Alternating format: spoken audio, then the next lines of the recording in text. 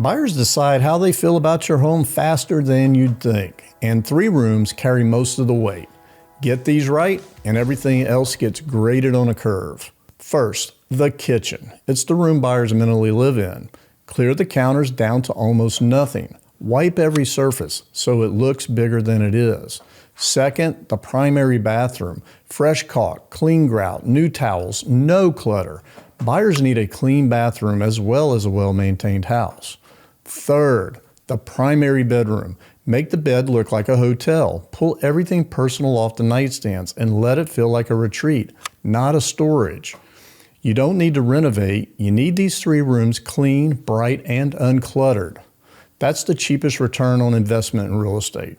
I'm Brian David, broker-owner of Better Homes and Gardens Real Estate, Expect Realty. If you or anyone you know is in the market to buy, sell, or invest in real estate, we'd love to help. Got a question or a video idea? Don't hesitate to reach out. Thanks for watching.